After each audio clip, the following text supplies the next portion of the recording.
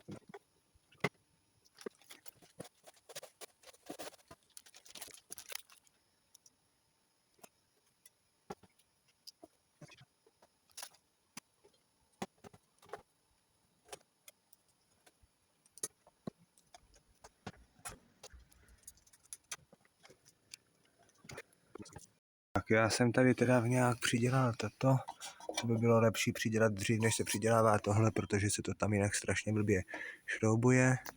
A tady jsem přidělal spodek objímky, tu jsem taky musel koupit, protože ta stará byla úplně rozstřílená, někdo na to střílel vzduchovkou. A pak se mě tam ještě zalomil drát a už to nešlo povolit, protože byl úplně zhnilej šroubek, takže jsem naštěstí sehnal poslední kus, co měli v obchodě. A teďka vlastně tady provlíknu tady ten drát a přidělám tam tady tu druhou půlku těch dvířek. Tak, tady jsem to nějak připojil tu svorkovnici, popřipojoval dráty. Bohužel tady teda nevychází díry, ale to se nedá nic dělat. Takže teď už to můžeme nějak začít zkompletovávat celkově. Teďka přidělám tady tu vanu, tady na tu patku. Bohužel těsnění se rozpadlo, tak tam dám aspoň část, no a zbytek se nějak nevím, no pak tam asi nadám trochu silikonu, nebo nějak to vyřeším, nebo pak sežedou když tak nový. Já vás vítám po nějaké době, konkrétně asi tak po 4 měsících.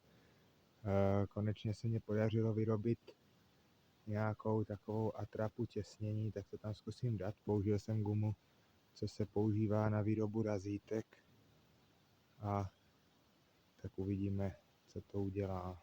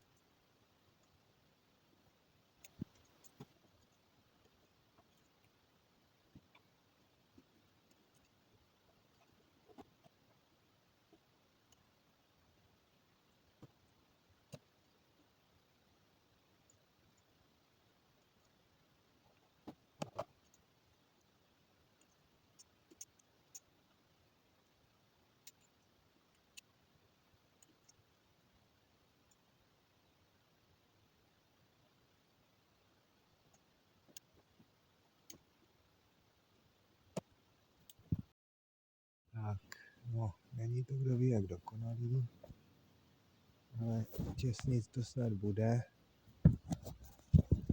To je hlavní. Hlavně tady z vrchu, aby to těsnilo a zbytek už se nějak snad podá. No, tady je to trochu zalezlo dovnitř, tak aspoň kdyby z vrchu nateklo, tak tady má to vyteče. Tak, vypadá to, že máme hotovo, takže jdeme vyzkoušet zapnutí.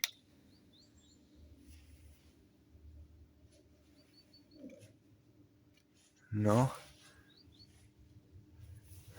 problém je, že je světlo, takže nevidím, jestli to jede, ale zdá se, že jo. Jo, svítí.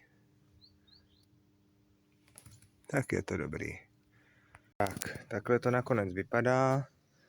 Jako má to hromadu vad, ale jako lepší než ten stav, v jakým to bylo předtím.